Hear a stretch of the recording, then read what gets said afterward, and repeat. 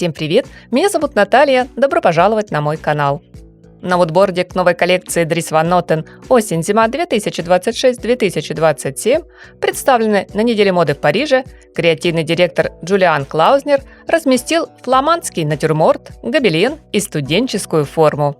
Немного неожиданно, правда? Однако объясняется этот коллаж довольно просто.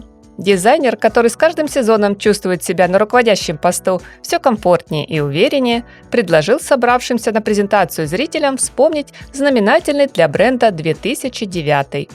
В тот год сам Dries Van Noten устроил показ в парижском лицее Карно. Охотно изучающий наследие отца-основателя, Клаузнер решил пробудить в нас приятное чувство ностальгии по времени, когда мы были молоды. В комментариях к журналистам он рассказал, что совсем недавно заглянул в Карно с командой модного дома. Это было в один из учебных дней, воспоминания которых наверняка есть у любого из нас. И в качестве главной идеи дизайнер остановился на том возрасте, где каждый день словно заново придумываешь себя. Сегодня хочется быть рок-звездой, завтра – занудой-отличницей, через неделю – интеллектуалом в клетчатом пиджаке. А спустя еще несколько дней уже и не понимаешь, кем на самом деле хотелось бы стать. Вот тогда одежда превращается в способ рассказать миру о себе. Дизайнера вдохновил стиль жизни, а соответственно и стиль одежды студентов-подростков, где есть неловкость, смущение и тут же универсальность. Есть искренность, радость, свобода и поиск себя. В результате школьный звонок, толпы учеников, шум и смех, желание выделиться и одновременно быть частью компании послужили отправной точкой в создании новой коллекции. Однако на этом история не заканчивается. Джулиан добавляет сюда же живопись 17 века, знаменитый пышно цветущий сад Ван Нотена и японские мотивы. В результате получилась настоящая шкатулка сокровищ, для демонстрации которой и было выбрано здание лицея аккурат во время каникул. Модное действо устроили в самом сердце Карно. В большом зале, где у входа на подиум установили огромное зеркало от пола до потолка. Некий оммаж зеркальному проходу, ставшему важной частью сценографии шоу из прошлого бренда. И раз уж эта коллекция о взрослении, которая никогда не заканчивается, то привычная школьная форма сегодня превращается в пространство для стильных экспериментов.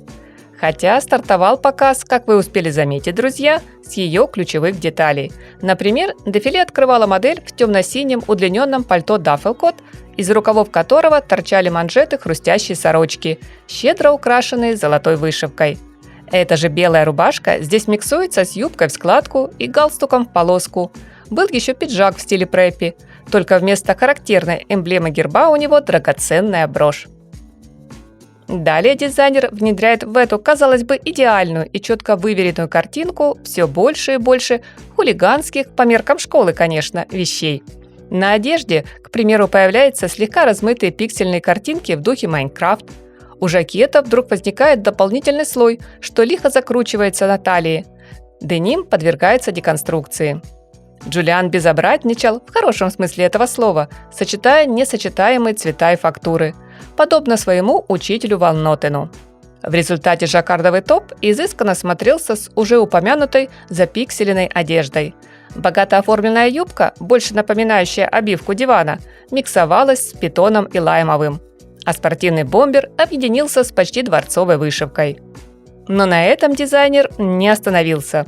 В новой коллекции на шерстяных пальто-халатах, друзья, вы увидите и несколько вариантов клетки, и цветы из личного сада Дриса, которые к середине показа распускались во всем своем многообразии почти в каждом образе.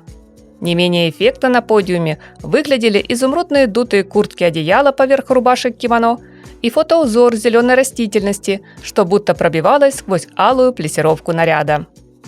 Также впечатляет работа Клаузнера с цветом. В гардеробе на осень он раскрывается постепенно. После сдержанного начала палитра коллекции потом становится все насыщеннее. Появляются сапфировый синий, глубокий бронзовый, теплое золото, изумрудно-зеленый, бордовый, горчичный и яркие вспышки огненно-красного. Иногда возникают почти радужные сочетания, где самые удачные, на мой взгляд, получились в вязаной одежде. Но при всем богатстве цветовой гаммы модного ряда в образах нет тяжелой перегруженности по оттенкам. При том, что их комбинация здесь порой бывает просто фантастической. И пусть в едином аутфите встречаются разноцветная клетка либо полоска, жаккард и деним, вышивка и флористические мотивы, взгляд не устает. Наоборот, хочется рассматривать любые детали все дольше. В том числе и стильные аксессуары. Будь то грубоватые сапоги на слегка скошенном каблуке, туфли на шпильке в дуэте с высокими носками, самые разные по форме и объему сумки, которые повторяли принт и фактуру нарядов. А еще фирменные этнические широкие пояса и украшения, похожие на те, что создавались народными мастерами-умельцами. «Невероятно! Просто невероятно!» – сказал после показа Ван Нотен своему смущенному ученику. Для Джулиана это была лучшая оценка его творческой работы.